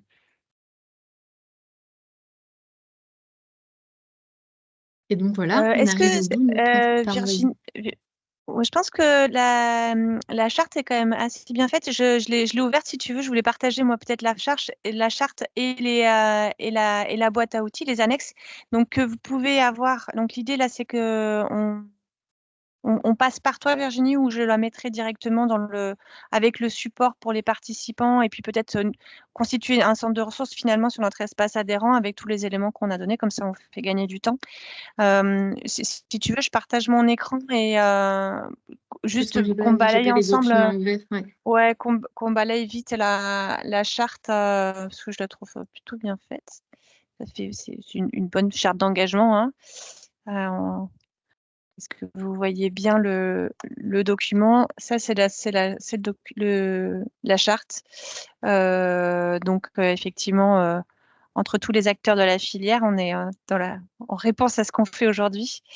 Et puis, on va prendre le prisme. Donc, les signataires, c'est ce que nous avons vu aujourd'hui, les engagements respectifs. Et voilà, juste ici, le rappel des leviers d'action du Code de la commande publique. Bonne pratique de sourcing et lotissement critères, et puis avoir une approche économiquement performante sur une durée longue, hein, avec une approche coût global comme on l'a bien évoqué aujourd'hui, et pas juste regarder à très court terme. Et puis l'approche bonne pratique. Et en fait, tous ces éléments qu'on a, le coût global, il est ici, les outils à disposition, les normes, les guides, les labels, et puis après, on a les engagements des différentes filières. Et à cette charte sont annexés quelques documents complémentaires alors ce que j'ai mis, c'est que dans le guide présenté tout à l'heure par Virginie je vais y arriver, Valor, enfin de l'AMF en tout cas et de la profession, il est à jour des leviers commande publique, mais pas à jour des renvois réglementaires, puisque il date de 2017, donc avant le Code de la commande publique. Là, dans cette boîte à outils, les renvois réglementaires sont à jour. Donc, c'est un élément qui est intéressant pour nos acheteurs. C'est pour ça que je me permettais de le partager. C'est assez intéressant. Donc, vous avez effectivement en renvoi à la charte tous les leviers marché public que vous pouvez mobiliser. Et on est presque sur un closier type. Voilà, ça vous fait vraiment gagner du temps.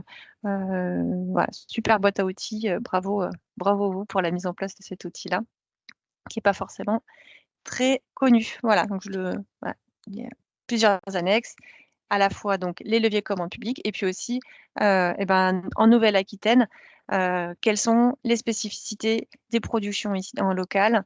Et voilà, avec des renvois, de l'aide au sourcing. Voilà, tous les messages qu'on vous a donnés aujourd'hui, vous les avez dans cette boîte à outils. Je trouvais ça intéressant de vous le repartager. Voilà pour ma part. Merci beaucoup. Et alors, Marina envoie en parallèle plein de documents. Oui, pardon, Virginie. Non, j'ai simplement, du coup, on a perdu mon diapo, mais c'est pas grave, merci beaucoup. Et enfin voilà, du coup, on est arrivé au bout de toute façon, donc il n'y avait pas de diapo après. Ton micro est coupé.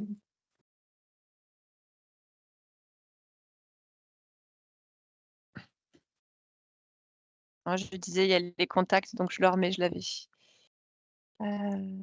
Hop. Voilà, c'est bon, vous voyez? C'est le bon document? On voit très bien. Super. Est-ce qu'il y a des questions? Bon, non. On a été C'est très complet. c'est l'heure des questions. Mais il n'y en a pas. Ah, c'est l'heure de l'appétit aussi qui arrive Oui. là. S'il n'y a pas trop de Euh, questions, moi, je voulais remercier, te remercier, Anne, pour ton engagement à réaliser ce webinaire, ainsi que tous ceux qui y ont participé. On y a travaillé depuis quelques mois. C'est, je pense, très important de faire connaître cette spécificité un peu des marchés de paysage qui sont parfois méconnus. Alors, je pense qu'on avait beaucoup d'interlocuteurs là qui sont des aguerris, des gens qui connaissent quand même un petit peu les marchés, etc. Mais je ne sais pas si on aura l'occasion de le refaire, mais c'est vrai que ça, je pense que ça donne matière à mieux comprendre comment ça fonctionne et donc ça donnera, j'espère, de très belles réalisations et qui sont faites dans le bon sens, quoi. Voilà.